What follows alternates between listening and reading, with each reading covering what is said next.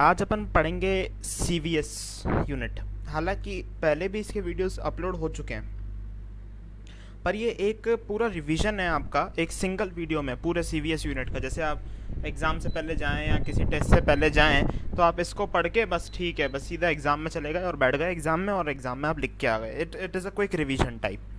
ठीक है, तो रिवीजन सीरीज़ आती रहेंगी यूनिट्स की। तो ये पहला वीडियो है। ये वीडियो थोड़ा लंबा रहेगा ऑब्वियसली, क्योंकि पूरे यूनिट का रिवीजन है एक साथ में।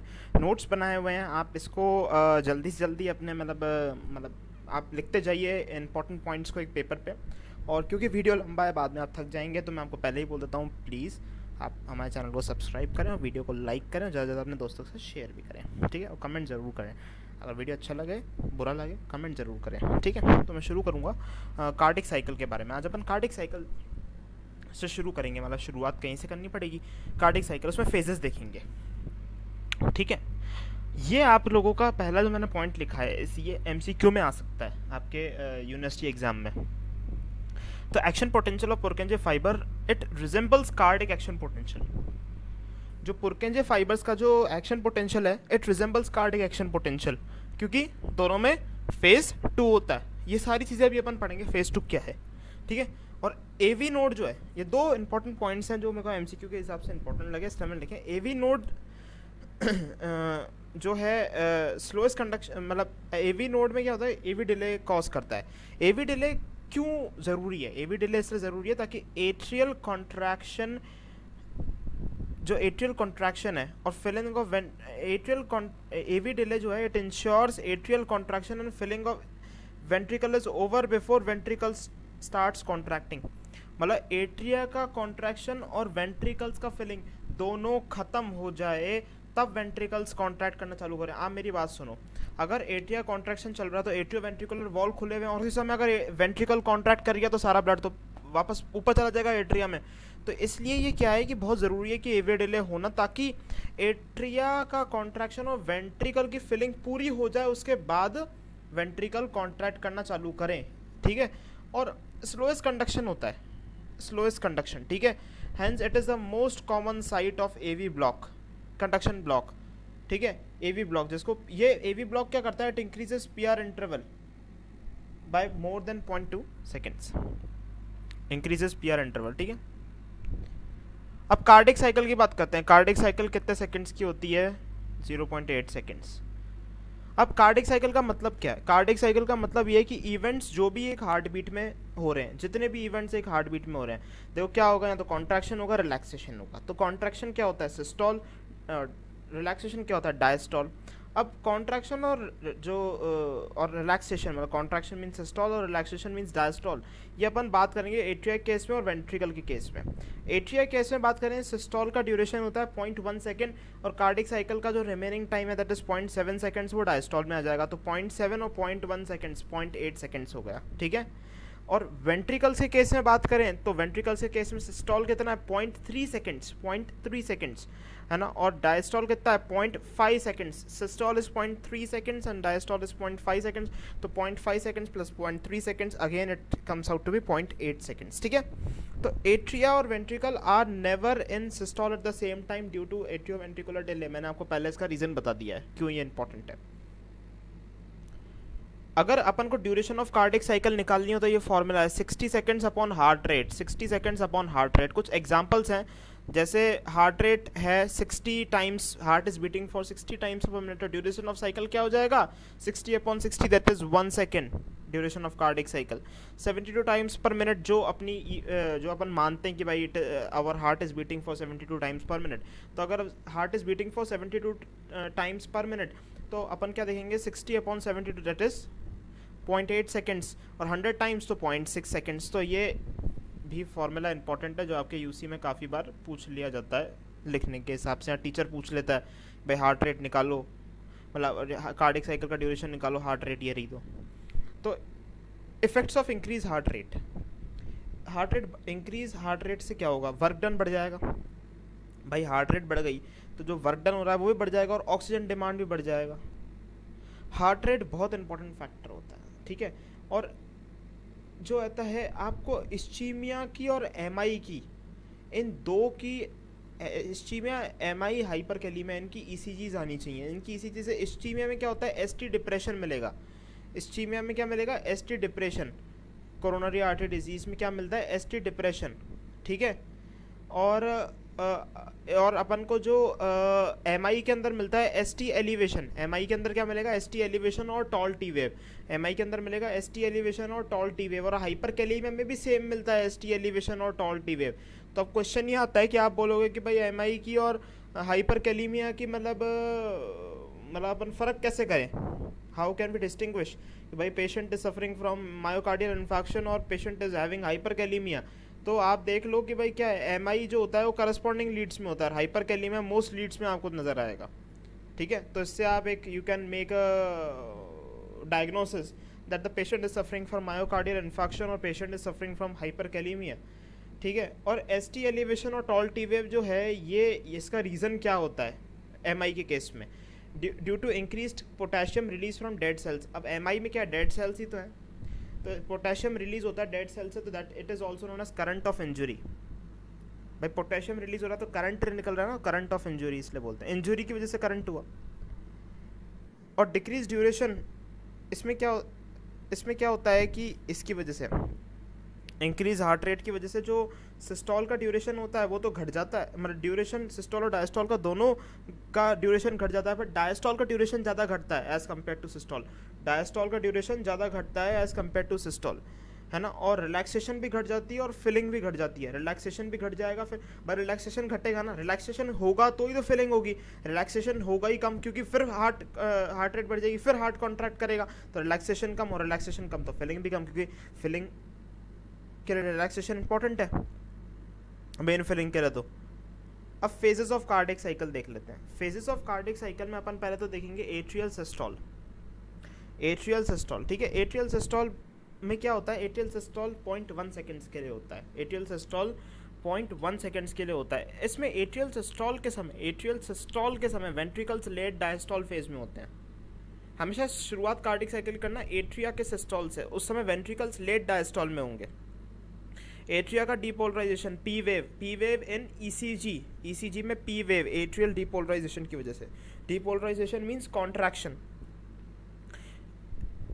Atrial depolarization causes calcium to release from sarcoplasmic reticulum which causes the contraction. इसकी वजह से क्या हो जाएगा, प्रेशर विल इंक्रीज, और प्रेशर इंक्रीज होने से आप लोगों को पता है इफेक्ट्स क्या क्या आएंगे। इफेक्ट्स होंगे, जेवीपी बढ़ जाएगा, जेवीपी बढ़ने की वजह से क्या आएगा, ए वेव आएगी। जेवीपी बढ़ने की वजह से क्या होगा, ए वेव आएगी। जेवीपी क्या होता है, इंटरनल जुगुलर वेन का प्रेशर, जुगुलर वेनस प्रेशर, ठीक है। तो जुगुलर वेनस प्रेशर बढ़ जाएगा, है ना। और अपना लेट एक्टिव वेंट्रिकुलर फिलिंग, ये एट्रियल कॉन्ट्रैक्शन की वजह से होती है, जो कि 1/3 होती है। जो ज़्यादातर जो वेंट्रिकुलर फिलिंग होती है वो पैसिव होती है। 2/3 जो वेंट्रिकुलर फिलिंग होती है वो पैसिव होती है। Only 1/3 of the ventricular filling is active, that is, है ना, 1/3। और इसी समय एट्रियल कॉन्ट्रैक्शन के समय S4 साउंड आता है। S4 साउंड एक्चुअल में अपन इसको पैथोलॉजिकल साउंड क्यों बोलते हैं, ये फिजियोलॉजिकल साउंड इसलिए नहीं बोलते क्योंकि इट इज़ फिजियोलॉजिकली इनऑडिबल। इसकी फ्रीक्वेंसी 20 हर्ट्ज से कम होती है। आदमी अपन जो लोग हैं ये 20 हर्ट्ज से 20,000 हर्ट्ज तक सुन सकते हैं, हियरिंग रेंज अपनी ये होती है। पर जो S4 जो हार्ट साउंड होता है इसकी जो फ्रीक्वेंसी होती है वो 20 हर्ट्ज से कम होती है, तो it is physiologically inaudible sound, ठीक है। तो ये भी इसी फेज़ में आती है, एट्रियल डीपोलराइजेशन के फेज़ में। वेंट्रिकुलर सिस्टोल, अब जैसे एट्रिया का सिस्टोल हो गया and in this ventricles was in late diastole, है ना। एट्रिया का सिस्टोल हो गया। अब मैं बात करूँगा वेंट्रिकल के सिस्टोल से। 0.3 सेकेंड्स वेंट्रिकल का सिस्टोल की ड्यूरेशन क्या आती है, 0.3 सेकेंड्स, मैंने आपको वहाँ बता चुका हूँ। एट्रिया के डायस्टोल, एट्रियल डायस्टोल चलता रहता है, उसके अलॉन्ग साइड ही वेंट्रिकल का सिस्टोल होता है। वेंट्रिकल का सिस्टोल होगा तो QRS कॉम्प्लेक्स आता है। अब QRS कॉम्प्लेक्स में क्या होता है, depolarisation. Depolarisation means endocardium to epicardium. भाई कंडक्शन कैसे होगा, एंडोकार्डियम अंदर से बाहर, endocardium to epicardium, first ventricle depolarises तो जो कंडक्शन होगा that will be from endocardium to epicardium and calcium release होगा और कॉन्ट्रैक्शन होगा। तो डीपोलराइजेशन के समय वेंट्रिकुलर डीपोलराइजेशन के एंडोकार्डियम टू एपिकार्डियम इम्पल्स, ठीक है, फ्लो करेगा।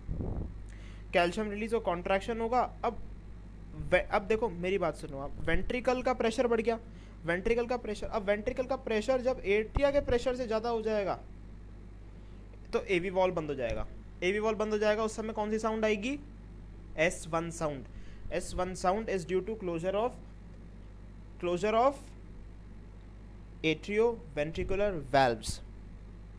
आइसोवॉल्यूमेट्रिक कॉन्ट्रैक्शन होगा फिर, क्योंकि आइसोवॉल्यूमेट्रिक क्यों बोल रहा हूँ, क्योंकि देखो वेंट्रिकल से निकलने वाले जो वॉल्व हैं सेमील्यूनर वॉल्व्स वो भी बंद हैं, और एट्रिया और वेंट्रिकल के बीच वाले वॉल्व भी बंद हैं, तो वो तो ventricle is now a close chamber and now ventricle is contracting as a close chamber, that's why it is known as isovolumetric contraction, because the volume is not changing there, volume तो change ही नहीं हो रहा ना वहाँ पे, तो that's why मतलब जब ventricle is contracting as a close chamber उसको बोलते हैं फिर आइसोवॉल्यूमेट्रिक कॉन्ट्रैक्शन। ध्यान रखना कि हेल्दी वाल्व्स जो होते हैं ओपनिंग में कभी आवाज़ नहीं करते, क्लोजिंग में हमेशा आवाज़ करते हैं। इधर आपको एक्सटर्नल एग्जामिनर हमेशा कंफ्यूज करने की कोशिश करता है कि आपको वो बोल देगा कि है ना मतलब एट्रियो वेंट्रिकुलर वाल्व्स ओपनिंग, और फट से लोग आंसर दे देते हैं कि भाई S1 साउंड, नहीं गलत बात है, क्लोजर आवाज़ करेगा, opening never causes any sound, healthy valves opening never produce any sound. अब आइसोवॉल्यूमेट्रिक कॉन्ट्रैक्शन में क्या होगा, एवी वाल्व्स जो होंगे, एवी वाल्व्स, तो एवी वाल्व्स कहाँ जाएंगे, एट्रिया के अंदर पुश होंगे, रिगर्जिटेशन होगा इसका एट्रिया के अंदर, तो फिर जेवीपी वापस बढ़ेगा, उसकी वजह से सी वेव आएगी। पहले कौन सी वेव आई थी, ए वेव आई थी। ए वेव क्यों आई थी, एट्रिया कॉन्ट्रैक्शन की वजह से, क्योंकि एट्रिया में ब्लड आ रहा था, ठीक है। अब ये आइसोवॉल्यूमेट्रिक कॉन्ट्रैक्शन की वजह से क्या हुआ कि भाई जो फ्लैप्स थे, जो इसके एवी फ्लैप्स थे, एवी वाल्व के जो फ्लैप्स थे वो एट्रिया के अंदर रिगर्जिटेट कर जाते हैं प्रेशर की वजह से, तो वहाँ सी वेव आती है, क्योंकि वहाँ पे फिर प्रेशर बढ़ गया, वाल्व्स उल्टे चले गए। तो अब वेंट्रिकुलर प्रेशर जो है, वेंट्रिकल का प्रेशर जब एओटा के प्रेशर से ज़्यादा हो जाएगा, मैं वेंट्रिकल का प्रेशर एओटा के प्रेशर ज़्यादा करने की बात कब कर रहा हूँ, किस केस में बात कर रहा हूँ, लेफ्ट एट्रियम के केस में और लेफ्ट वेंट्रिकल के केस में बात कर रहा हूँ, वहाँ पे एओटा होगी, है ना, और ठीक है, और माइट्रल वाल्व होगा, दोनों के बीच में माइट्रल वाल्व होगा, तो माइट्रल वाल्व होगा और नीचे एओटा होगी। तो जब वेंट्रिकल का प्रेशर एओटा के प्रेशर से बढ़ जाएगा, एओटा के प्रेशर से बढ़ जाएगा, तो सेमील्यूनर वॉल्व ओपन हो जाएंगे और blood is ejected into the aorta, ठीक है, blood is ejected into the aorta. अब blood is ejected into the aorta, तो उसमें एवी वाल्व्स जो है वो वापस आ जाएंगे। भाई ब्लड, पहले ब्लड था वेंट्रिकल में और कॉन्ट्रैक्शन की वजह से जो एवी वाल्व्स के कस्प थे वो एट्रिया के अंदर धकेले गए थे, रिगर्जिटेशन हुआ था उनका एट्रिया के अंदर। अब वो जब ब्लड ही निकल गया तो वो जो वाल्व्स जो एट्रिया के अंदर गए थे वो वापस आ गए वेंट्रिकल में ही, मतलब वो उनके जो फ्लैप थी वो ओरिजिनल साइज ओरिजिनल पोजीशन में आ गए वो। तो उसमें क्या होता है कि वो एक्स डिसेंट आएगा, वहाँ पे जो जुगुलर वेनस प्रेशर के अंदर ग्राफ के अंदर एक्स डिसेंट आएगा, ठीक है। अब जब इजेक्शन हो रहा है, ब्लड का इजेक्शन हो रहा है एओटा के अंदर, तो उसके भी दो पार्ट्स होते हैं, एक अर्ली और रैपिड इजेक्शन। वेंट्रिकल का प्रेशर बहुत ज़्यादा है, वेंट्रिकल का प्रेशर बहुत ज़्यादा है, तो उसकी वजह से क्या हो रहा है, अर्ली और रैपिड इजेक्शन। और लेफ्ट वेंट्रिकल का प्रेशर क्या है, 80 टू 120, 80 mm ऑफ एचजी से 120 mm ऑफ एचजी पे जाएगा, 120 mm of Hg rapid ejection, 120 mm of Hg पे रैपिड इजेक्शन, ठीक है। This is the period in which we attain systolic blood pressure, systolic blood pressure इस period पे अपन को होता है। और राइट, अब ये तो लेफ्ट वेंट्रिकल की बात होगी, 80 to 120 mm of Hg. Right ventricle pressure की क्या बात होगी, 10 टू 25। राइट वेंट्रिकल का प्रेशर कम है, 10 टू 25 mm ऑफ एचजी। अब ये जो इंक्रीज्ड प्रेशर है ये मोर देन 2/3 ऑफ फिलिंग करवा देगा, मोर देन 2/3 ऑफ फिलिंग करवा देगा, more than 2/3 of blood to be ejected from the ventricle. Filling नहीं बोलूंगा मैं, फिलिंग तो वेंट्रिकल केस में था। नाउ ये जो है more than 2/3 of blood eject करवा देगा ये अर्ली और rapid ejection due to very high ventricular pressure. और स्लो और लेट इजेक्शन पीरियड में क्या हो जाता है, वेंट्रिकल का प्रेशर 120, 80 टू 120 गया था पहले लेफ्ट वेंट्रिकल का, वो वापस 80 पे आ गया, ठीक है। तो ये स्लो और लेट इजेक्शन फेज है। और राइट वेंट्रिकल का कैसे आ जाएगा, पहले 10 टू 25 गया था, अब 25 से 10 mm ऑफ एचजी पे आ जाएगा। इसमें only 1/3 of blood is ejected, इसमें लेट इजेक्शन में only 1/3 of blood is ejected. और वेंट्रिकुलर प्रेशर में फर्दर डिक्लाइन आता है, डिक्रीज होता है, और वेंट्रिकुलर प्रेशर जो है वो एओटा के प्रेशर से घट जाता है। उसमें सेमील्यूनर वॉल बंद हो जाएंगे। वेंट्रिकल का प्रेशर एओर्टा के प्रेशर से घट गया, सेमील्यूनर वॉल बंद हो गए। सेमील्यूनर वॉल खुले क्यों थे? वेंट्रिकल का प्रेशर एओर्टा के प्रेशर से बढ़ गया था, तो सेमील्यूनर वॉल खुल गए। अब कम हो गए तो बंद हो गया सेमील्यूनर वॉल। इसकी अब सेमील्यूनर वॉल बंद होने की वजह से कौन सा साउंड आएगा? S2 साउंड आएगा। सेमील्यूनर वॉल बंद होने की वजह से कौन सा साउंड आएगा? S2 साउंड आएगा। अब मैं आपको बताता हूँ क्लिनिकल सिस्टोल की क्या कहानी है। क्लिनिकल सिस्टोल हमेशा S1 और S2 के S1 to S2 को अपन है ना क्लिनिकल सिस्टोल बोलते हैं। अब क्लिनिकल सिस्टोल जैसे मैं बोलूँ, S1 क्या है? AV close, atrioventricular valve close, and S2 क्या है? सेमील्यूनर वाल्व क्लोज। अब मैं 3 कैटेगरी में डिवाइड कर दूंगा, अर्ली, मिड और लेट। अर्ली, मिड और लेट सिस्टोल। अर्ली, मिड और लेट सिस्टोल। तो अर्ली सिस्टोल जो है, AV वाल्व क्लोज हो गए तो आइसोवॉल्यूमेट्रिक कॉन्ट्रैक्शन होगा, तो वो अर्ली सिस्टोल के अंदर है। मिड सिस्टोल में क्या है? Early ejection. और लेट सिस्टोल में क्या है? Late ejection. ठीक है, लेट इजेक्शन लेट सिस्टोल में। जो भी सिस्टोलिक मरमर्स होते हैं ना, वो आपको मिड सिस्टोलिक फेज में सुनने को मिलते हैं। जितने भी सिस्टोलिक मरमर्स होते हैं वो आपको मिड सिस्टोलिक फेज में सुनने को मिलते हैं। ठीक है, नेक्स्ट देखो, ventricular diastole. Ventricular diastole 0.5 seconds, duration 0.5 seconds, बता चुका हूँ मैं आपको। Ventricular systole duration 0.3 seconds, ventricular diastole duration 0.5 seconds. Ventricular repolarisation होगा, इससे टी वेव आएगी। वेंट्रिकल के रीपोलराइजेशन से टी वेव आएगी भाई, PQRST। P किससे आई थी? Atrial contraction. QRS कॉम्प्लेक्स किससे आया था? Ventricular contraction. वेंट्रिकुलर डायस्टोल से क्या आ जाएगा? टी वेव आ जाएगी। इसमें एपिकार्डियम टू एंडोकार्डियम मामला जाएगा। Epicardium to endocardium. सिस्टोल में क्या था? Endocardium to epicardium. डायस्टोल में क्या होगा? Epicardium to endocardium. ठीक है, अब कैल्शियम वापस SR में जाना चालू करेगा। कैल्शियम मैग्नीशियम ATPase पंप की वजह से, कैल्शियम मैग्नीशियम ATPase पंप की वजह से कैल्शियम वापस सार्कोप्लाज्मिक रेटिकुलम में जाना चालू करेगा, जो कॉन्ट्रैक्शन के लिए निकला था। अब वो वापस सार्कोप्लाज्मिक रेटिकुलम में जाएगा और रिलैक्सेशन होना चालू हो जाएगा। इसमें सेमील्यूनर वॉल क्लोज हो जाते हैं। सेमील्यूनर वॉल क्लोज हो जाएंगे। सेकेंड हार्ट साउंड जो मैं आपको बता चुका हूँ, प्रोटोडायस्टोल। प्रोटोडायस्टोल इज बिफोर डायस्टोल।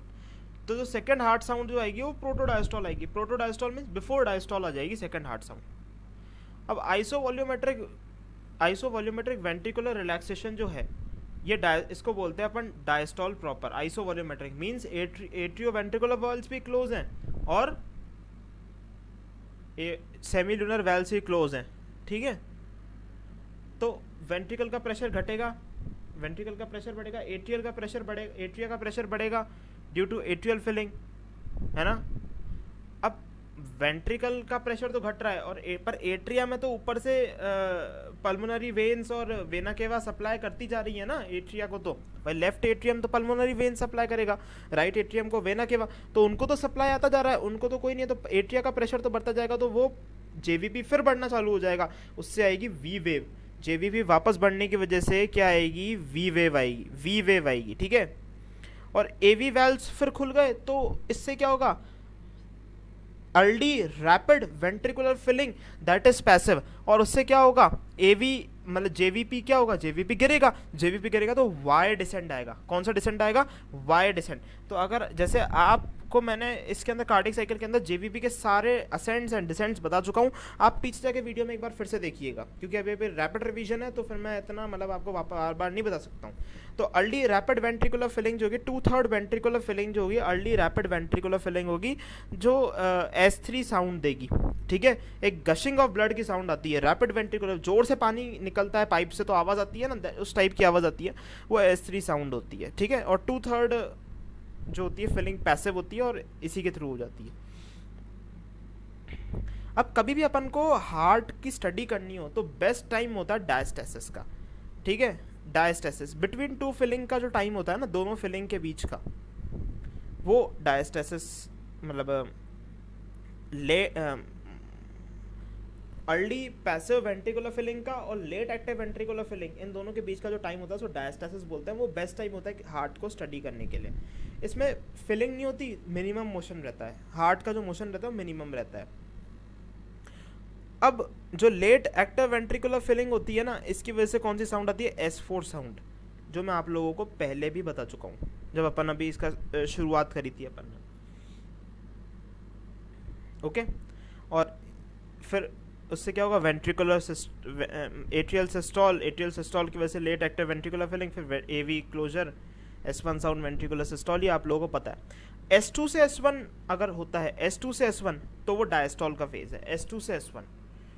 अब S2 क्या है, सेमिलुनर वॉल क्लोज, और S1 क्या है, AV वैल क्लोज। सेम कहानी, आइसोवॉल्यूमेट्रिक रिलैक्सेशन, वहाँ पे क्या था, वहाँ पे था आइसोवॉल्यूमेट्रिक कॉन्ट्रैक्शन, यहाँ पे आ गया आइसोवॉल्यूमेट्रिक रिलैक्सेशन। वो क्या है, अर्ली डायस्टोल में चला जाएगा। और फिलिंग में भी अर्ली जो फिलिंग है वो मिड डायस्टोल में चली जाएगी, लेट जो फिलिंग है वो लेट डायस्टोल। ये मैं आपको बता ही चुका हूँ। ऑल मर्मर्स ऑफ सिस्टोल और diastole are seen in mid diastolic और मिड सिस्टोलिक पीरियड। ठीक है, सिस्टोल और डायस्टोल के भी दो पार्ट्स होते हैं, सिस्टोल और डायस्टोल के भी दो पार्ट्स होते हैं, सिस्टोल और डायस्टोल के भी दो पार्ट्स होते हैं। एक अपना पास क्या होता है, आइसोवॉल्यूमेट्रिक पीरियड, ठीक है, एक अपने पास होता है आइसोवॉल्यूमेट्रिक। भाई सिस्टोल और डायस्टोल दोनों आइसोवॉल्यूमेट्रिक होते हैं। आइसोवॉल्यूमेट्रिक सिस्टोल भी आपने पढ़ा, आइसोवॉल्यूमेट्रिक डायस्टोल भी आपने पढ़ा, और वॉल्यूम चेंज पीरियड होता है एक, है ना। तो आइसोवॉल्यूमेट्रिक सिस्टोल या आइसोवॉल्यूमेट्रिक डायस्टोल, इसमें क्या होता है, वॉल्यूम तो सेम रहता है, प्रेशर बदलता है। आइसोवॉल्यूमेट्रिक वॉल्यूम रिमेन सेम, और volume change period, volume change period में क्या होता है, इसमें क्या होता है, ejection, ejection and systole and filling and diastole, ये वॉल्यूम चेंज पीरियड होता है। तो अर्ली इजेक्शन और early filling 2/3 of volume change, and late ejection और late filling is 1/3 of volume change, causes 1/3 of volume change. पर ध्यान रखना, early filling जो होती है वेंट्रिकल्स की, that is passive, but early ejection is active, ठीक है ना। अब pressure changes during cardiac cycle देखेंगे। भाई राइट एट्रियम का प्रेशर मैंने आपको बताया, right atrium is also called as central vein of heart, क्योंकि वैल्स जो होते हैं ना, JVP because no valve is present between them, तो इसलिए इसको central vein of, central venous pressure भी बोलते हैं, CVP, central vein of heart. Right atrium is also called as central vein of heart, ये MCQ में पूछा जा सकता है। तो सेंट्रल वेनस प्रेशर अपन मेजर करते हैं। राइट एट्रियम है ना, को ब्लड रिसीव करना है, तो ब्लड रिसीव करने के लिए उसका प्रेशर कम होना चाहिए। तो 0 से 5 mm ऑफ Hg इसका प्रेशर होता है, और ये वेन से ब्लड रिसीव करता है, वेन्स का प्रेशर रहता है 40 mm ऑफ Hg। तो 0 से 5 mm ऑफ Hg इसका प्रेशर रहता है, और वेन्स का प्रेशर है 40 mm ऑफ Hg। और लेफ्ट एट्रियम का प्रेशर जो होता है वो आपको 5 to 10 mm ऑफ Hg होता है, 5 to 10 mm ऑफ Hg। और ये क्या है, मतलब लेफ्ट एट्रियम का प्रेशर ज़्यादा, लेफ्ट एट्रियम लेफ्ट वेंट्रिकल दोनों का pressure right atrium right ventricle से ज़्यादा होता है। अब देखो 0 to 5 mm ऑफ Hg, जहाँ पे राइट एट्रियम का प्रेशर खत्म होता है वहाँ से लेफ्ट एट्रियम का प्रेशर चालू होता है, ठीक है। और ये पल्मोनरी कैपिलरी वेज प्रेशर के पास में होता है इसका प्रेशर। अगर more than 25 mm of Hg हो जाता है लेफ्ट एट्रियम का प्रेशर, तो फ्लूइड लीक करेगा और पल्मोनरी इडीमा कॉज करेगा, ठीक है। ये एक बेसिक कॉन्सेप्ट है, मेरे हिसाब से आप सबको आता ही होगा। लेफ्ट वेंट्रिकल में क्या होता है, मेरी बात ध्यान से सुने। लेफ्ट वेंट्रिकल के अंदर सिस्टोल और डायस्टोल, और राइट वेंट्रिकल के भी अंदर सिस्टोल और डायस्टोल। लेफ्ट वेंट्रिकल के अंदर सिस्टोल जो है 120 mm ऑफ Hg, डायस्टोल जो है 0 mm of Hg। Right ventricle के अंदर systole 25 mm of Hg, diastole 0 mm of Hg, ठीक है। बट डायस्टोल में 0 mm ऑफ Hg क्यों है, रिलैक्सेशन, फिलिंग करनी है अपन को, जब AV वाल्व खोलेंगे तो प्रेशर मिनिमम पॉसिबल प्रेशर होना चाहिए लेफ्ट वेंट्रिकल और राइट वेंट्रिकल का। तो सिस्टोल में लेफ्ट वेंट्रिकल का क्या प्रेशर होता है, 120 mm of Hg। Right ventricle का कितना प्रेशर होता है, 25 mm ऑफ Hg, ठीक है, जो अभी बता चुका हूँ। डायस्टोल प्रेशर का कॉन्सेप्ट अभी अपन आगे ही रिवीजन में मैं आपको बताऊंगा। फिलिंग कब होती है, जब एट्रियोवेंट्रिकुलर वैल्व्स खुल जाते हैं, AV वैल्व्स खुल जाते हैं, ठीक है। AV वैल्व्स को फिलिंग हो जाएगी, ठीक है। अब फिलिंग के लिए मिनिमम वैल्यू होनी चाहिए, तो 0 इसलिए होता है। End diastolic filling pressure is non zero, ठीक है। ये अभी अपन इसका कॉन्सेप्ट आगे देखेंगे। अब वॉल्यूम चेंजेस की बात करते हैं। देखो मैं बात करूंगा एंड डायस्टोलिक वॉल्यूम की। एंड डायस्टोलिक वॉल्यूम की बात करूंगा तो 130 to 140 ml, 130 to 140 ml is the end diastolic volume. End diastolic volume का मतलब क्या होता है? अगर आपको डेफिनेशन लिखने के लिए बोलेंगे यूसी में तो आप लिखोगे it is the blood filled in the ventricles at the end of diastole. जितना ब्लड डायस्टोल के एंड में भरा गया वेंट्रिकल्स के अंदर उसको बोलते हैं एंड डायस्टोलिक वॉल्यूम, जो कि 130 to 140 ml होता है, 130 to 140 ml। वेंट्रिकल की कंप्लायंस के ऊपर, कंप्लायंस स्ट्रेचेबिलिटी होती है किसी भी चीज़ की स्ट्रेचेबिलिटी। जैसे आपके पास अगर मैं रबर बैंड बोलूँ तो रबर बैंड को आप ज़्यादा खींच सकते हो ना, खींच सकते हो तो उसकी कंप्लायंस बहुत अच्छी है। च्युइंगम को ज़्यादा खींच सकते हो तो उसकी कंप्लायंस बहुत अच्छी है। तो वेंट्रिकुलर कंप्लायंस पे, स्ट्रेचिंग एबिलिटी पे डिपेंड करता है। And blood coming back to the heart, जिसको अपन वेनस रिटर्न बोलते हैं। भाई वेनस रिटर्न कितना आ रहा है ब्लड से, ब्लड जो है हार्ट में वापस कितना आ रहा है, वेनस रिटर्न कितना है, वो भी डिपेंड करता है एंड डायस्टोलिक वॉल्यूम के लिए। और वेंट्रिकल का कंप्लायंस भी डिपेंड करता है। वेंट्रिकल का कंप्लायंस और ये सब मिला के 130 to 140 ml जो है एंड डायस्टोलिक वॉल्यूम होता है हार्ट का, एंड डायस्टोलिक वॉल्यूम। अब मैं बात करूँ स्ट्रोक वॉल्यूम की, तो स्ट्रोक वॉल्यूम होता है, स्ट्रोक वॉल्यूम का मतलब क्या होता है? पर बीट कितना ml of blood heart pump कर रहा है, 70 to 80 ml, 70 to 80 ml, 70 to 80 ml, ठीक है। और इजेक्शन फ्रैक्शन कितना होता है? Percentage of blood pumped by ventricle per beat. तो इजेक्शन फ्रैक्शन कितना होगा? Stroke volume upon end diastolic volume into 100, stroke volume upon end diastolic volume into 100, जो कि नॉर्मली 65% होता है, ठीक है। बेस्ट, ये बहुत अच्छा इंडिकेटर है वेंट्रिकुलर पंपिंग एफिशिएंसी का। मैं आपको इसका एक एग्जांपल दे के सुनाता हूँ, समझाता हूँ, ठीक है, कि भाई इसका ये बेटर क्यों है, इजेक्शन फ्रैक्शन स्ट्रोक वॉल्यूम से बेटर क्यों है हार्ट की पंपिंग बताने के लिए, ठीक है। अब अगर कोई बच्चा है, ठीक है, वो बोले कि मैं लेके आया हूँ 80 मार्क्स, और कोई बच्चा है बोले मैं 80 मार्क्स लेके आया हूँ, तो 80 मार्क्स तो ठीक है, वो 8 तो आप लोग क्या बोलोगे उसको कि भाई बहुत अच्छा परफॉर्मेंस है तेरा, तो 80% तूने स्कोर किया। पर गलत बात, वो उससे आप पहले टोटल मार्क्स पूछिए, पेपर के टोटल मार्क्स से 200, तो 200 में से वो 80 लेके आया है, तो वो स्कोर बहुत ख़राब है। और दूसरा आपके पास आके बोलता है कि मेरे तो 40 नंबर आए हैं, 40 नंबर, तो आप उसको बोलोगे तू तो फेल हो गया भाई, पास भी नहीं हुआ, 50% भी नहीं आया तेरे, तो है ना। पर उससे बात सुनो आप, 50 मार्क्स का पेपर था उसका, उसमें से वो 40 लेके आया है, तो वो ज़्यादा अच्छा स्कोर करके आया है 40 नंबर वाला बनस्पत इसके 200 में से 80 लाने वाले के। तो बात दरअसल मैं ये बोलना चाह रहा हूँ कि स्ट्रोक वॉल्यूम तो ठीक है, पर stroke volume upon end diastolic, मतलब stroke volume end diastolic volume का कितना परसेंटेज है, दैट इज इंपॉर्टेंट भाई। End diastolic volume, stroke volume end diastolic volume का कितना परसेंटेज है, दैट इज इंपॉर्टेंट। मैं इस एग्जांपल से ये बताना चाह रहा हूँ। तो इसलिए इजेक्शन फ्रैक्शन जो है बढ़िया क्राइटेरिया, जो दोनों चीज़ों को लेके और फिर बताता है कि भाई ठीक है प्रॉब्लम किस चीज़ में। अगर नॉर्मली 65% है, पर अगर 40-45% से ही कम हो जाता है तो फेलियर ऑफ वेंट्रिकल्स दर्शाता है ये। एंड सिस्टोलिक वॉल्यूम आप बहुत इजीली बता सकते हो, कोई लोड ही नहीं है इसके अंदर एंड सिस्टोलिक वॉल्यूम के अंदर। तो एंड डायस्टोलिक वॉल्यूम में से स्ट्रोक वॉल्यूम घटा दो, एंड सिस्टोलिक वॉल्यूम आ गया। एंड डायस्टोलिक वॉल्यूम कितना था अपने पास, 130 to 140 ml, और वो 70 ml, तो लगभग 40 से 50 ml आ गया एंड सिस्टोलिक वॉल्यूम, ठीक है। And criterias for ventricular failure, एक तो स्ट्रोक वॉल्यूम घट रहा है, ठीक है, पर मैंने आपको बताया ये एक इतना अच्छी चीज़ नहीं है, मतलब आपको उसके बाद एंड डायस्टोलिक वॉल्यूम भी पता होना चाहिए उसके लिए। एंड सिस्टोलिक वॉल्यूम राइज कर रहा है, ये ठीक है, ये डिफरेंस बढ़ जाएगा दोनों का। और ejection fraction decreases, this is best है ये, इजेक्शन फ्रैक्शन निकाल लो, ठीक है।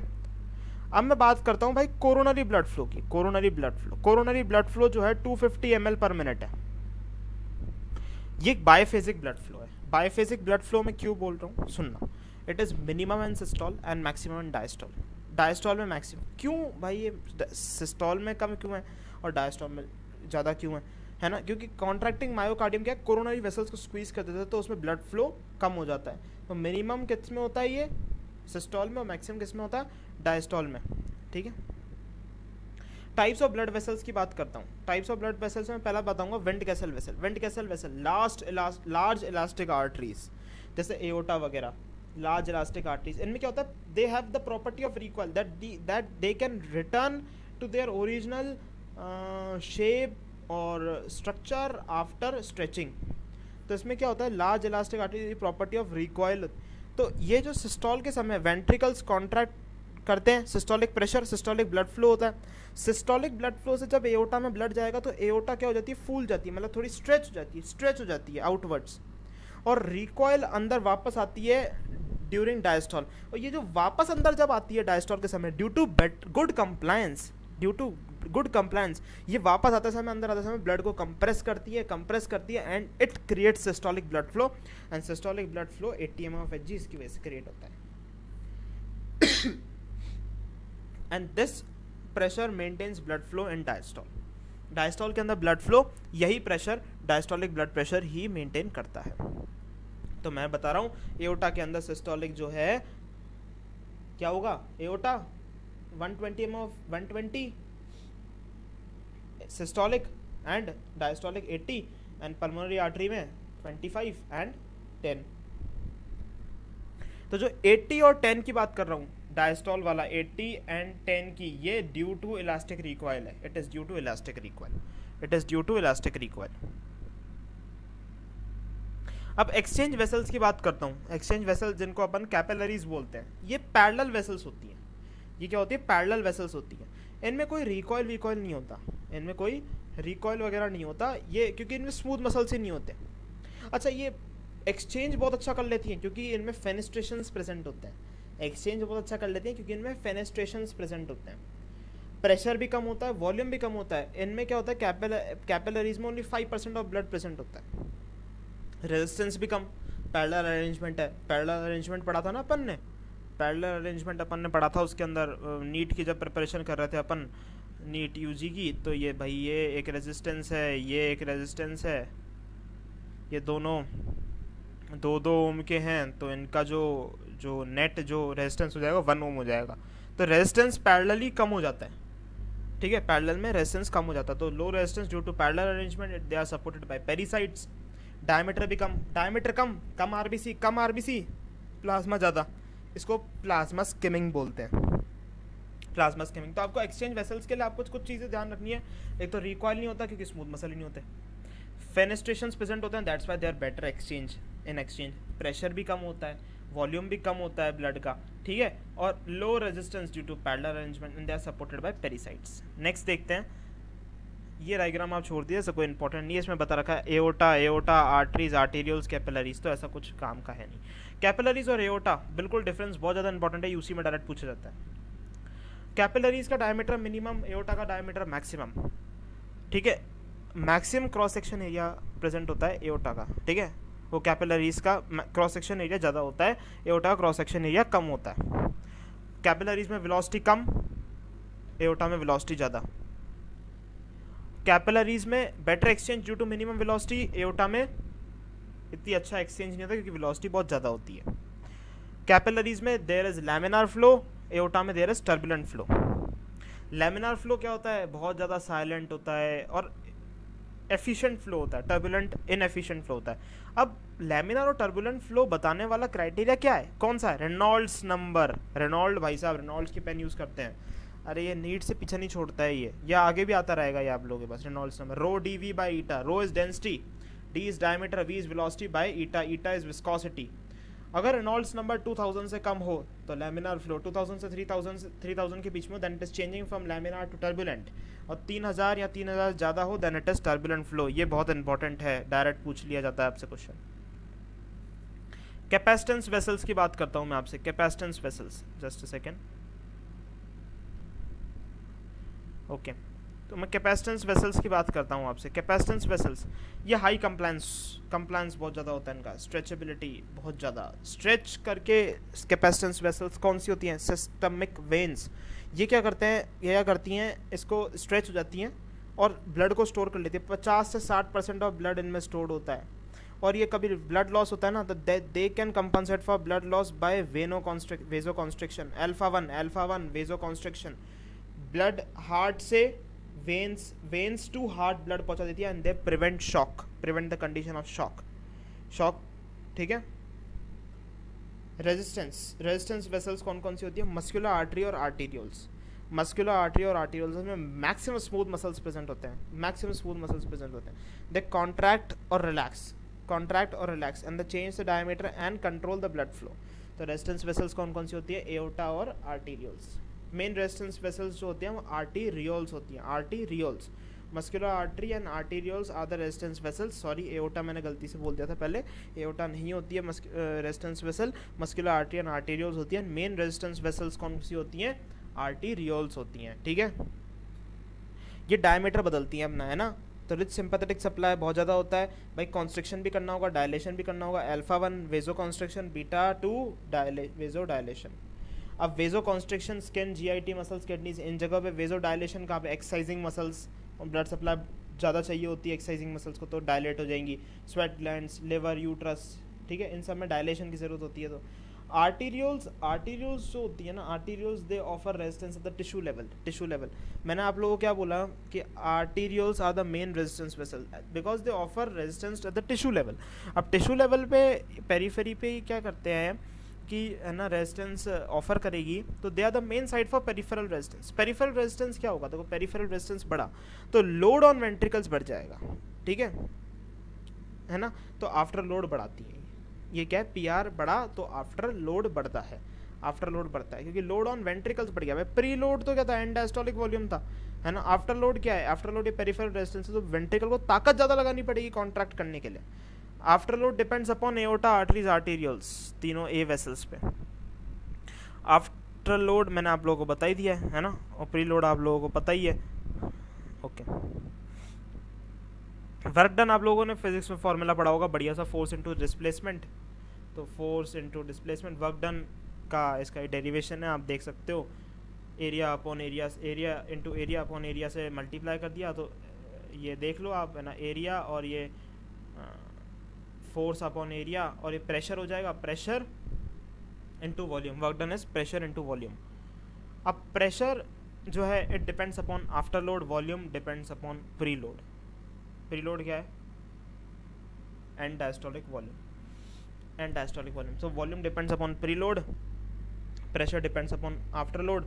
पोइसलीज-हैगन formula, flow is equal to pressure upon resistance. Pressure क्या है? आर्टीरियल प्रेशर मेनली अपन लेते हैं, venous pressure is 0 of right atrium, और रेजिस्टेंस क्या है? Mainly arterioles at tissue level. Different flow तो डिफरेंट ऑर्गन्स, ठीक है। तो पोइसलीज-हैगन इक्वेशन जो है flow is pressure upon resistance बताती है। तो ऑर्गन्स जो है ना, वो अपना खुद का ब्लड फ्लो खुद ही डिसाइड कर लेते हैं, अपना रेजिस्टेंस बदल के, उसको ऑटो रेगुलेशन बोलते हैं, ठीक है। अब स्केलेटल मसल है, स्केलेटल मसल में बता रहा हूँ मिनिमम फ्लो रेस्ट पे मिनिमम फ्लो होता है, और मैक्सिमम फ्लो मिलता है इसको एक्सरसाइज के समय। अब मिनिमम फ्लो क्योंकि रेजिस्टेंस बहुत ज़्यादा है, मिनिमम फ्लो रेस्ट पे क्या है? रेजिस्टेंस इसमें बहुत ज़्यादा है, पेरिफेरल रेजिस्टेंस बहुत ज़्यादा है। एक्सरसाइज के समय ब्लड फ्लो बढ़ जाता है, 20 to 40 टाइम्स जो है ब्लड फ्लो बढ़ जाता है। Skeletal muscle has the biggest range of blood supply. इसके स्केलेटल मसल के पास biggest range of blood supply है ना, biggest range of blood supply है। और flow is pressure upon resistance, pressure upon resistance. और प्रेशर बढ़ा, sympathetic increase systolic blood pressure by 20 to 40%, और रेजिस्टेंस घट गया क्योंकि क्या है? Massive drop in resistance due to vasodilation, local metabolites का वेजोडायलेशन। इसमें lactic acid, hypoxia, increase PCO2, increase temperature, adenosine, potassium, decrease pH. तो इसकी वजह से क्या है? रेजिस्टेंस घट जाता है स्केलेटल मसल्स में, और प्रेशर बढ़ जाता है। सिंपैथेटिक नर्वस सिस्टम क्या है? सिस्टोलिक बीपी को बढ़ा देगा, क्योंकि आप भाग रहे हो, एक्सरसाइज कर रहे हो, तो हार्ट बीट बढ़ जाएगी, ब्लड प्रेशर बढ़ जाएगा, तो उससे क्या? प्रेशर बढ़ जाएगा तो प्रेशर बढ़ा, और रेजिस्टेंस से लोकल मेटाबोलाइट से रेजिस्टेंस घट जाएगा, तो फ्लो अपने आप बढ़ जाएगा। सब्सटेंस पी इंपॉर्टेंट है, ठीक है। पेन भी सब्सटेंस पी कॉज करता है। Drop in peripheral resistance during exercise as skeletal muscle are main site for resistance. Auto regulation सब में मिलता है एक्सेप्ट स्किन और लंग्स में। स्किन और लंग्स में ऑटो रेगुलेशन इसलिए नहीं मिलता, स्किन में क्या है? एक्सटर्नल जो फैक्टर्स होते हैं, बाहर ठंड है गर्मी है, उस हिसाब से ब्लड फ्लो रेगुलेट होता है भाई। बाहर ठंड है तो स्किन को गर्मी प्रोड्यूस करनी पड़ेगी, बाहर गर्मी है तो स्किन को ठंडक प्रोड्यूस करनी पड़ेगी। और लंग्स V/Q रेशो को बहुत ज़्यादा मेंटेन करते हैं, तो इसलिए लंग्स में ऑटो रेगुलेशन जो है V/Q रेशो शो करता है। और ठीक है, बेस्ट ऑटो रेगुलेशन अपन को हार्ट और ब्रेन में देखने को मिलता है। हार्ट में क्या है, adenosine is the main controller, और ब्रेन तो हाइपोक्सिया को 1 मिनट भी सस्टेन नहीं कर सकता, इसलिए brain is 100% aerobic in nature. ठीक है, तो इसलिए ब्रेन में क्या होता है, hypoxia and CO2 are the main factors. Resistance 8 eta L by pi की पावर पाई R की पावर 4, बहुत इंपॉर्टेंट फार्मूला है। ठीक है, रट्टा मार लो इसका। ठीक है, बार बार रेजिस्टेंस में ये पूछा जाएगा। पॉलीसाइथीमिया हाई ब्लड प्रेशर क्यों कॉज करता है? पॉलीसाइथीमिया में RBC बढ़ जाएगा, प्रोटीन बढ़ जाएगा, रेजिस्टेंस बढ़ जाएगा। RBC बढ़ जाएगा, प्रोटीन बढ़ जाएगा, रेजिस्टेंस बढ़ जाएगा। और रेडियस इसमें मोस्ट इंपॉर्टेंट फैक्टर है, क्योंकि it is affecting it by R की पावर 4। पूछे कि रेजिस्टेंस में तो मोस्ट इंपॉर्टेंट फैक्टर कौन सा है, वो रेडियस है। ठीक है, क्योंकि अगर डबल रेडियस किया तो 2 की पावर 4 16 टाइम्स रेजिस्टेंस घट जाएगा। Systemic vessels are longer, hence they have high resistance and need high pressure as well. ये आप लोगों को समझ में आ ही गया होगा। ठीक है, अब अपन नेक्स्ट चीज़ पढ़ देंगे। तो अपन अब देखेंगे जो अपना नेक्स्ट है टॉपिक, बीपी रेगुलेशन के बारे में। तो बीपी रेगुलेशन में अपन बर्नौली थियरम के हिसाब से देखेंगे तो टोटल एनर्जी रिमेन्स कंजर्व्ड, मतलब conserved as a sum of kinetic energy plus potential energy, total energy remains conserved. अब मैं बात करूँ टाइप्स ऑफ बीपी के बारे में, तो टाइप्स ऑफ बीपी में अपना आ जाता है सिस्टोलिक बीपी और डायस्टोलिक बीपी। सिस्टोलिक बीपी अपन 120 mHg लेते हैं, जिसकी रेंज है 90 to 140 mHg। वैसे जो सिस्टोलिक बीपी है दैट इज़ 120 mHg, पर इसकी रेंज जो है 90 to 140 mHg। और डायस्टोलिक बीपी आप लोगों को पता है 80 mHg है, 80 mHg। उसकी रेंज क्या है, उसकी रेंज बताइए, 60 to 90 mHg। तो 60 to 90 mHg जो है इसकी रेंज है। डायस्टोलिक बीपी की रेंज है 80 लेते हैं वैसे अपन उसको, और उसकी जो है 120 mHg। सिस्टोलिक बीपी को अपन 120 mHg लेते हैं, पर वैसे उसकी रेंज क्या होती है, 90 to 140 उसकी रेंज रहती है, 90 to 140। तो सिस्टोलिक बीपी का रीज़न क्या है, वेंट्रिकुलर कॉन्ट्रैक्शन। ठीक है, and mainly depends upon cardiac output. ये अंडरस्टूड बात है, अपन पहले डिस्कस कर चुके हैं इसके बारे में। Diastolic BP is the elastic recoil of aorta and elastic arteries. It mainly depends upon peripheral resistance. ज़्यादातर इसका जो डिपेंडेंसी होती है that is upon the peripheral resistance. मैंने आपको बताया elastic recoil and the peripheral resistance. ठीक है, arterioles constrict and dilate and control the amount of blood leaving the capillaries into the capillaries by property of peripheral resistance। Concept देखो, cardiac output बढ़ेगा, cardiac output बढ़ेगा तो cardiac output बढ़ेगा तो systolic BP बढ़ेगा, peripheral resistance बढ़ेगा, diastolic BP बढ़ेगा। तो कार्डियक आउटपुट भी बीपी बढ़ाता है, पेरिफेरल रेजिस्टेंस भी बीपी बढ़ाता है। पल्स प्रेशर क्या होता है, दोनों का डिफरेंस होता है। सिस्टोलिक ब्लड प्रेशर का और डायस्टोलिक ब्लड प्रेशर दोनों का जो डिफरेंस रहता है उसको अपन पल्स प्रेशर बोलते हैं, उसको अपन क्या बोलते हैं, पल्स प्रेशर बोलते हैं। देखो, ज़्यादा सिस्टोलिक बीपी और कम डायस्टोलिक बीपी है ना, ये क्या करता है, ब्लड फ्लो बढ़ा देता है टिश्यूज़ पे। ये किसके अंदर होता है, मैंने आप लोगों को बताया एक्सरसाइज के अंदर, उसमें पल्स प्रेशर बढ़ जाता है। एक्सरसाइज के अंदर क्या होता है, flow is pressure upon resistance. Pressure किससे होता है, सिस्टोलिक ब्लड प्रेशर से। सिस्टोलिक ब्लड प्रेशर से प्रेशर तो बढ़ जाता है, और प्रेशर अपॉन रेजिस्टेंस, रेजिस्टेंस किससे होता है, पेरिफेरल रेजिस्टेंस, पेरिफेरल रेजिस्टेंस घट जाता है तो पल्स प्रेशर बढ़ जाता है। पल्स प्रेशर बढ़ जाता है तो फ्लो बढ़ जाता है, फ्लो बढ़ जाता है तो पल्स, तो कभी फ्लो बढ़ाने की बात आएगी तो पल्स प्रेशर की बात करेंगे अपन, और नॉर्मल इट इज़ 40 mHg। तो बीपी जो है, बीपी का बढ़ना मतलब ज़्यादा बीपी का होना मतलब ये नहीं कि ज़्यादा फ्लो होगा टिश्यूज़ में, नहीं, ये गलत बात है। ज़्यादा पल्स प्रेशर का होना ज़्यादा फ्लो बताता है। ठीक है ना। अब मैं बात करता हूँ मीन ब्लड प्रेशर और मीन आर्टीरियल प्रेशर। इसका जो नॉर्मल वैल्यू होती है 95 to 100 mmHg होती है, mean blood pressure, mean arterial pressure. अपन इसको क्या लेते हैं, mean blood pressure is diastolic blood pressure plus 1/3 of pulse pressure. ये फॉर्मूला बहुत इंपॉर्टेंट है, पूछा जाता है हर जगह। तो mean blood pressure is diastolic blood pressure plus 1/3 of pulse pressure. Mean blood pressure, diastolic blood pressure, 1/3 of pulse pressure. यहाँ अपन बात करें सिस्टोलिक ब्लड प्रेशर के और डायस्टोलिक ब्लड प्रेशर की बात करें तो mean blood pressure is 2/3 of diastolic blood pressure plus 1/3 of systolic blood pressure. ठीक है, नेक्स्ट देखते हैं cardiac output is the flow to whole body, blood pressure upon peripheral resistance. तो ये अपन को ये पता है, blood pressure is cardiac output into peripheral resistance. ये अपन को पोइसलीज हैगन फॉर्मूले से भी पता है। एंटी हाइपरटेंसिव क्या करते हैं, बीपी को डिक्रीज करते हैं, ठीक है। एंटी हाइपरटेंसिव, आपको पता है hypertension means increase BP. Anti hypertensive क्या करेगा, बीपी को डिक्रीज करेगा इधर बाय डिक्रीजिंग कार्डियक आउटपुट और बाय डिक्रीजिंग पेरिफेरल रेजिस्टेंस। देखो दोनों में से कुछ भी एक डिक्रीज करेंगे, कार्डियक आउटपुट डिक्रीज करेंगे या फिर अपन पेरिफेरल रेजिस्टेंस डिक्रीज करेंगे, तो दोनों के केस में बीपी भी डिक्रीज होता है। अगर पेशेंट को ज़्यादा बीपी है कार्डियक आउटपुट ज़्यादा होने की वजह से, तो इसमें अपन ऐसे ड्रग्स नहीं दे सकते जो पेरिफेरल रेजिस्टेंस घटा दें। अगर कार्डियक आउटपुट ज़्यादा होने की वजह से बीपी ज़्यादा है तो अपन ऐसे ड्रग्स नहीं दे सकते जो पेरिफेरल रेजिस्टेंस को घटा दें।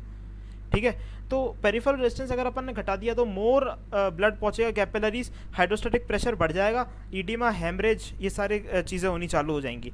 तो इस केस में अगर कार्डियक आउटपुट ज़्यादा है तो अपन कार्डियक आउटपुट कम करने वाली ड्रग देंगे, पेरिफेरल रेजिस्टेंस कम करने वाली ड्रग नहीं देंगे तब अपन। ठीक है, क्योंकि फिर पेरिफेरल रेजिस्टेंस कम करने वाली ड्रग दे दी तो फिर आपको पता है कि क्या होगा, एडिमा हो जाएगा, हेमरेज। तो इस सारी चीज़ों को अवॉइड करने के लिए, हाइड्रोस्टैटिक प्रेशर कैपिलरीज में अवॉइड करने के लिए अपन पेरिफेरल रेजिस्टेंस कम करने वाली ड्रग नहीं देंगे, उसमें कार्डियक आउटपुट कम करने वाली ड्रग देंगे पेशेंट को। ठीक है, नहीं तो आप पेशेंट को ठीक नहीं करोगे और मारने पर और ले आओगे। ये इसका थोड़ा सा फॉर्मूले को मैंने तोड़ा है, तो ब्लड प्रेशर, ये cardiac output, stroke volume into heart rate और peripheral resistance 8 eta L by pi R की पावर 4। ठीक है, अब सीवीएस रेगुलेशन की बात करते हैं। मोस्ट इंपॉर्टेंट टॉपिक है। सेंटर्स इसके मेडुला में प्रेजेंट होता है, मेडुला में प्रेजेंट होता है। वेजोमोटर सेंटर, वेजोमोटर सेंटर क्या होता है, वेजोमोटर सेंटर रोस्ट्रो वेंट्रोलेटरल मेडुला में प्रेजेंट होता है। रोस्ट्रो वेंट्रोलेटरल मेडुला, RVLM, लेटरल ध्यान रखना, मीडियल मत कर देना कभी। रोस्ट्रो वेंट्रोलेटरल मेडुला ये क्या करता है, it increases sympathetic supply to heart and lungs. Vasomotor centre increases sympathetic supply to heart and lungs. इसमें हार्ट रेट बढ़ जाता है, बीपी बढ़ जाता है, कार्डियक आउटपुट बढ़ जाता है, स्ट्रोक वॉल्यूम बढ़ जाता है। ठीक है, ये सारी चीज़ें इसमें बढ़ जाती हैं, heart rate, BP, cardiac output, stroke volume. तो सिंपैथेटिक सप्लाई बढ़ रहा है, तो सिंपैथेटिक सप्लाई में आपको पता है सब बढ़ाना है, सब कुछ बढ़ाओगे। तो वेजोमोटर सेंटर क्या करता है, वेजोमोटर सेंटर प्रेजेंट का होता है रोस्ट्रो वेंट्रोलेटरल मेडुला के अंदर, और सिंपैथेटिक सप्लाई बढ़ा देगा सबकी। तो स्ट्रोक वॉल्यूम बढ़ जाएगा, हार्ट रेट, बीपी सब बढ़ जाएगा। और कार्डियो वेहिकल सेंटर और कार्डियो इनहिबिटरी सेंटर क्या करता है, पैरासिम्पैथेटिक सप्लाई बढ़ा देता है वेगस नर्व के द्वारा। उसमें दो वेगस न्यूक्लियाई होते हैं, एक तो न्यूक्लियस ट्रैक्टस सॉलिटेरियस और न्यूक्लियस एम्बिगस, जिसमें से न्यूक्लियस एम्बिगस जो होता है वो मेन होता है। ठीक है, तो अब ये जो कार्डियो वेगल और कार्डियो इनहिबिटरी सेंटर होता है और वेजोमोटर सेंटर जो होता है, वेजोमोटर बढ़ाने का काम करता है और कार्डियो वेगल और कार्डियो इनहिबिटरी सेंटर इनहिबिट करने का काम करता है। तो कार्डियो वेगल और कार्डियो इनहिबिटरी सेंटर और वेजोमोटर सेंटर जो है, ये दोनों एक दूसरे को भी इनहिबिट करते हैं, दे इनहिबिट ईच अदर। ठीक है, वेगस नर्व जो है, देखो वेगस नर्व जो है वेंट्रिकल्स और वेसल्स को सप्लाई नहीं करती है, एओर्टा और नोडल टिश्यू को इनहिबिट करती है बाय M2 रिसेप्टर के द्वारा। तो हार्ट रेट वगैरह, हार्ट रेट कम हो गई तो मेरे को बताओ क्या होगा, डिक्रीज है ना, heart rate, cardiac output, BP सब कम हो जाता है। कंडक्शन भी कम हो जाता है। कंडक्शन का मतलब क्या होता है, ड्रोमोट्रॉपिक इफेक्ट, बाथमोट्रॉपिक इफेक्ट, एक्साइटेबिलिटी कम हो जाती है। बाथमोट्रॉपिक, इसको बाथमोट्रॉपिक को ऐसे याद कर सकते हो भाई, नहाने से एक्साइटेबिलिटी आती है।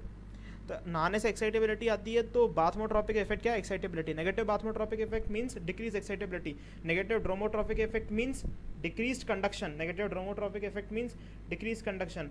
और रिलैक्सेशन अगर बढ़ा, increase relaxation means positive lusitropic effect, increase relaxation means positive lusitropic effect, है ना। ये एक एक्स्ट्रा पॉइंट है आप लोगों के लिए, आप लोग देखना चाहो तो इसको लिख सकते हो, increase relaxation means positive lusitropic effect. ठीक है, अब वेजोमोटर और कार्डियो वेहिकल सेंटर्स होते हैं वो है ना CNS और बेरो रिसेप्टर के कंट्रोल में होते हैं। CNS जैसे हाई है ना, हाइयर सेंटर्स जो हैं, स्पेशल बीपी कंट्रोल होता है इनके पास, आप लोगों को पता है, वो अभी CNS का टॉपिक है वो। और बेरो रिसेप्टर और कीमो रिसेप्टर जो नॉर्मल बीपी 24 आवर्स जो रखते हैं। बेरो रिसेप्टर है क्या, एट्रियल वॉल्स में स्ट्रेच रिसेप्टर जो प्रेजेंट है वो बेरो रिसेप्टर है। ये मीन ब्लड प्रेशर को रेगुलेट करते हैं। Mean blood pressure, diastolic blood pressure plus 1/3 of pulse pressure जो था जिसका फॉर्मूला, वो उसको रेगुलेट करते हैं, है ना। ये पल्स प्रेशर चेंज के लिए ज़्यादा सेंसिटिव होते हैं। ठीक है, ये ब्रेक्स का काम करते हैं, मतलब क्या, बीपी, हार्ट रेट सबको घटा देंगे। मींस वेजोमोटर सेंटर को इनहिबिट करेंगे और कार्डियो वेगल और कार्डियो इनहिबिटरी सेंटर को एक्टिवेट करेंगे। ठीक है, अब बात क्या है कि है ना, बीपी, अगर बीपी बढ़ रहा है तो बेरो रिसेप्टर की एक्टिविटी बढ़ जाएगी, VMC को, वेजोमोटर सेंटर को इनहिबिट करेंगे और कार्डियो वेगल सेंटर को एक्टिवेट कर देंगे, तो बीपी घट जाएगा और BP will come to normal. Baroreceptor अगर डिस्ट्रक्ट हो गए, खत्म हो गए बेरो रिसेप्टर अगर खत्म हो गए, है ना, तो वेजोमोटर सेंटर एक्टिविटी खत्म हो जाएगी और बीपी क्या होगा, इनहिबिट नहीं होगा। न्यूरोजेनिक हाइपरटेंशन, बीपी बढ़ता चला जाएगा, न्यूरोजेनिक हाइपरटेंशन बोलते हैं इसको। अब एओर्टिक साइनस बैरोरिसेप्टर्स, ठीक है, और कैरोटिड साइनस बैरोरिसेप्टर्स, ये दो। एओर्टिक साइनस बैरोरिसेप्टर्स कहाँ प्रेजेंट होते हैं, arch of aorta. Carotid sinus baroreceptors कहाँ, bifurcation of common carotid artery पे। अगर एओर्टिक साइनस बैरोरिसेप्टर की बात करें, buffer nerve, tenth nerve, buffer nerve, tenth nerve, है ना, उसमें नर्व कौन सी है, बफर नर्व कौन सी है, टेंथ नर्व। और उधर कैरोटिड साइनस बैरोरिसेप्टर में कौन सी है, sinus nerve, ninth nerve, sinus nerve, ninth nerve. तो एओर्टिक साइनस बैरोरिसेप्टर में कौन सी है, एओर्टिक, ए पहले, तो एओर्टिक साइनस के पास क्या होगा, टेंथ नर्व, है ना, कौन सी nerve, tenth nerve, buffer nerve. और साइनस नर्व किसके पास है, कैरोटिड साइनस बैरोरिसेप्टर, जिसको अपन नाइन्थ नर्व बोलते हैं, है ना। और ये क्या करती है, वेजोमोटर सेंटर और कार्डियोवेगल सेंटर दोनों को बीपी, हार्ट रेट कम करती है, इनहिबिट करती है, ठीक है। तो इसलिए कैरोटिड मसाज जब अपन करते हैं ना, तो कैरोटिड साइनस बैरोरिसेप्टर्स को अपन एक्टिवेट करते हैं, तो उससे क्या होता है, बीपी घट जाता है। Range of baroreceptor activity 60 to 180 mm of Hg, पर इसका सेट पॉइंट होता है बैरोरिसेप्टर का, जिस पे लाने की कोशिश करता है। जैसे अपन एसी का सेट पॉइंट होता है ना भाई 26 डिग्री सेल्सियस, अगर अपन ने एसी में लगा रहा तो 26 डिग्री सेल्सियस वो रूम का टेम्परेचर लाने की कोशिश करेगा। तो इसलिए बैरोरिसेप्टर का सेट पॉइंट जो रहता है वो रहता है कितना, 100 mm ऑफ एचजी, ठीक है, set point of baroreceptor, okay. पर ऐसा, पर 60 to 180 उसकी रेंज ऑफ एक्टिविटी, मतलब जैसे 60 से 59 हो गया, बैरोरिसेप्टर काम करना बंद कर देगा, ठीक है ना, 60 से 59 हो गया, बैरोरिसेप्टर काम करना बंद कर देगा, ओके। तो उसमें फिर कीमो रिसेप्टर्स वगैरह इन सब का रोल आ जाता है, ठीक है। ये देखो बीपी बढ़ गया, बैरोरिसेप्टर काम करेगा, और बीपी कम, बीपी घट गया, वीएमसी एक्टिवेट करके बैरोरिसेप्टर काम करके बीपी बढ़ा देगा। सीवीएस रिफ्लेक्सेस की बात करते हैं। सीवीएस रिफ्लेक्सेस में पहला रिफ्लेक्स आता है Bainbridge reflex. Bainbridge reflex, अगर रेस्टिंग हार्ट रेट लो है, आईवी फ्लूइड्स एडमिनिस्टर करके हार्ट रेट को बढ़ाया जा सकता है, बढ़ा दिया जाता है by atrial stretch receptors. Atrial stretch receptors की वजह से आईवी फ्लूइड्स देके और फिर हार्ट रेट को बढ़ा देते हैं, Ben bridge reflex. Bainbridge reflex में हार्ट रेट बढ़ रही है, ध्यान रखना, बेन ब्रिज रिफ्लेक्स में हार्ट रेट बढ़ रही है, मतलब सॉरी, हाँ, हार्ट रेट बढ़ रही है। और बेजोल जेरिस रिफ्लेक्स में क्या है, हार्ट रेट कम हो रही है। वेगस, तो जो इरिटेंट्स होते हैं ना, जो इरिटेंट्स होते हैं वो क्या करते हैं कि, है ना, वेंट्रल कीमो रिसेप्टर्स को स्टिमुलेट करके वेगस नर्व को स्टिमुलेट करते हैं, बीपी हार्ट रेट को कम कर देते हैं। मैरीज लॉ में क्या होता है, BP is inversely proportional to heart rate, ये मैरीज लॉ है। बीपी क्या होता है, BP change in due to pathology, अगर बीपी बढ़ता है, बीपी, है ना, change in due to pathology और due to heart rate baroreceptor reflex. तो इसको ध्यान रखने वाली बात है, BP is inversely proportional to heart rate is Marey's law. Shock के केस में देखो, बीपी घट गया तो हार्ट रेट बढ़ जाएगा, बीपी घटेगा तो हार्ट रेट, बीपी क्यों घटा, शॉक की वजह से, पैथोलॉजी हुई, हार्ट रेट बढ़ गया, उसको क्या बोलेंगे, रिफ्लेक्स टैकीकार्डिया। बीपी कम होने की वजह से टैकीकार्डिया हुआ है, तो reflex tachycardia is due to increase sympathetic activity.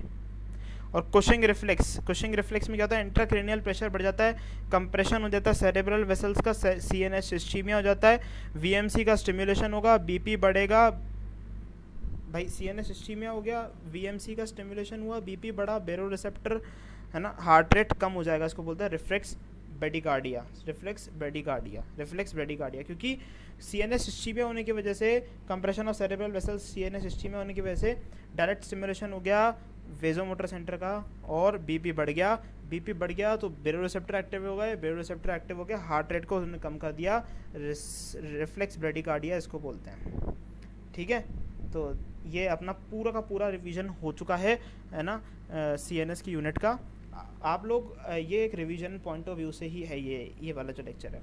पहले आप लोग जो आपको प्लेलिस्ट जो सीएनएस की डली हुई है पहले, उसमें प्रॉपर एक्सप्लेनेशन हर चीज़ का दे रखा है।